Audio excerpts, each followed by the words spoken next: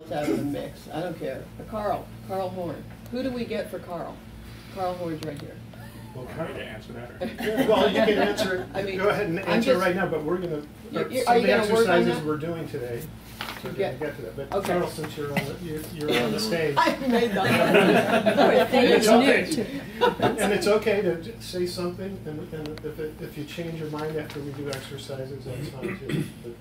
As far as a good referral for me, yeah. For you, honestly, any individual or small business who needs advice or help with insurance matters and even small business matters. and you do health. I do health, but we work with a large nonprofit that helps small businesses.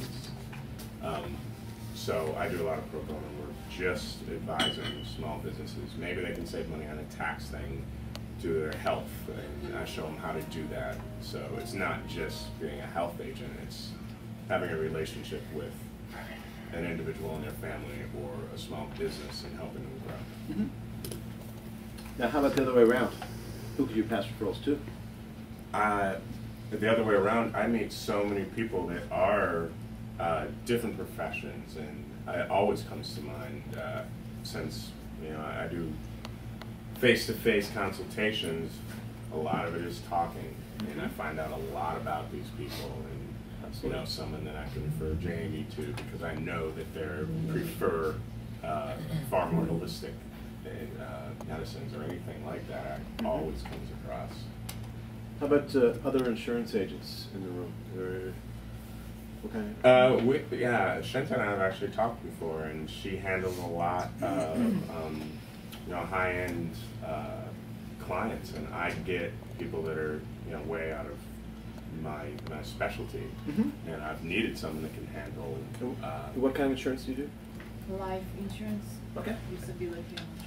All right. Yeah, she does. And are there other insurance people in the room? Oh, absolutely, yeah. What kind of insurance do you do? That's Auto and homeowners. Auto and homeowners. Great. Okay. Anybody else? Sometimes there's commercial insurance So agents. there's a big slot right here for commercial real estate or commercial insurance, workers' comp. yeah. There is probably, well, let's just go with the workers' comp. I'm sure that people come to you for help, and also you say, where's your health workers' comp, right? Right. It's a natural referral out. Life insurance, people come and that, and then they need a financial advisor. I don't know if you do the financial advising part, but then you might need a stockbroker. That part goes back out the other direction. It can come back in. One of the powerful things we do at Embarcadero, we have what we call power chains, and we have, I think, 7 or 8 insurance people in our room. We have about the same number of attorneys. So it's interesting how when you can bring in other people in your kind of industry, because general public doesn't know the difference. I need insurance. Oh, that's insurance. I'll go there, and then boom. Oh no, that's not the insurance I want. You need to go. It's an easy referral. Same thing with attorneys. You know an attorney, Terrence. Family law, but oh my God, I need an estate or some trust written out. That's outside of your realm. You might be able to do it, but it's not. He's a one-stop shop. Actually, that rolls into a great exercise that Ed and I have talked about. In BNI, we call them hoarders.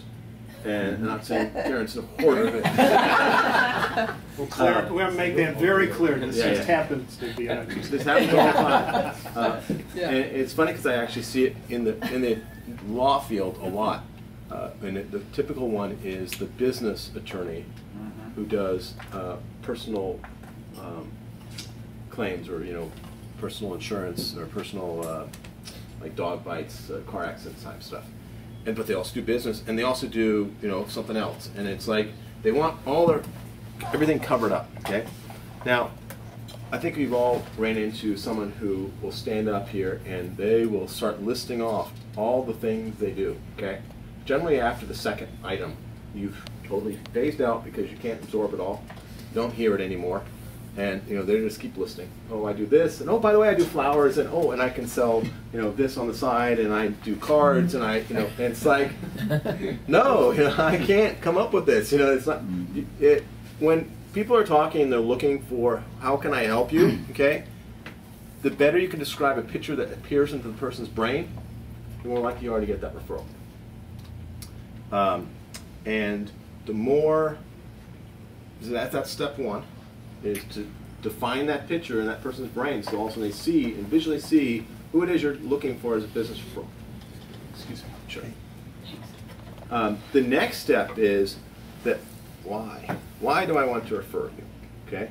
So I'm going to pick on you, Terrence, to be a good example. So you do divorce, right?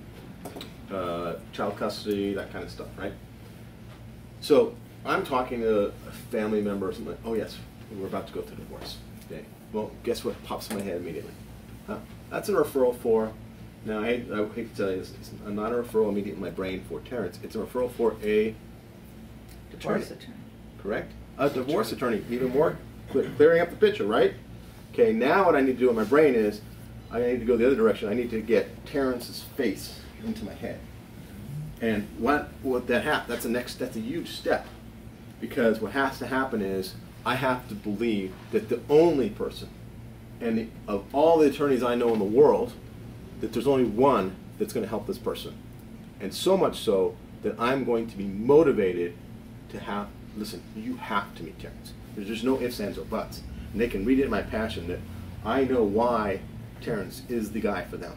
Does that make sense? Mm-hmm. And if Terrence can communicate that to me, not only who he's looking for as a perfect referral, but why it is it's so critical that they talk to him versus just any other attorney in the world, then you're going to get the referral.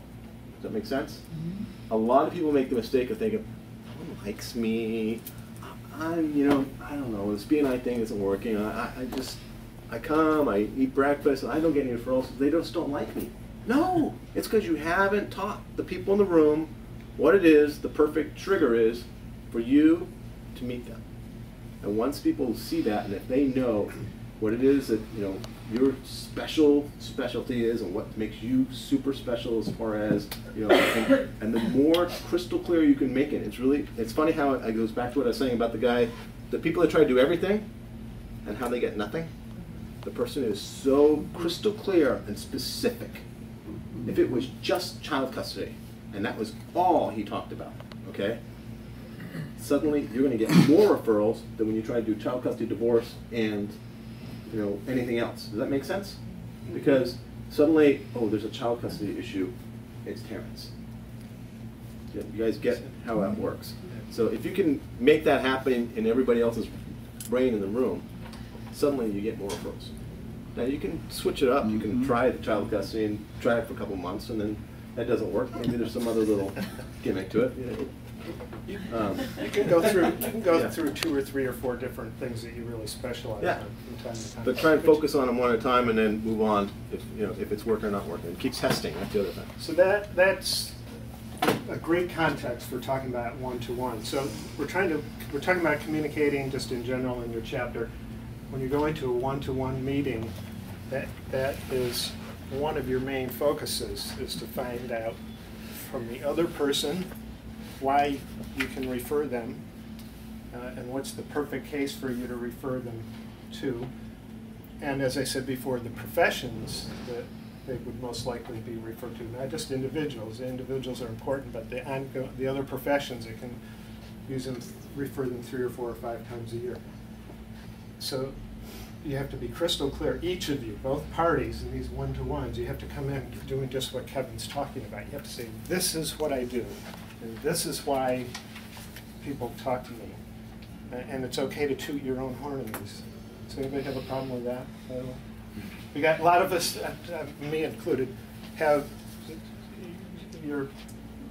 we're in a society, well, society's changing, but to a large extent, people are reluctant to self-promote. Is that a fair statement? Mm-hmm. B&I was founded by Ivan Misner, who is a self-described introvert, by the way, and with the sole purpose of being able to unabashedly ask for business. So don't be afraid to ask for business and to tell people why you're great.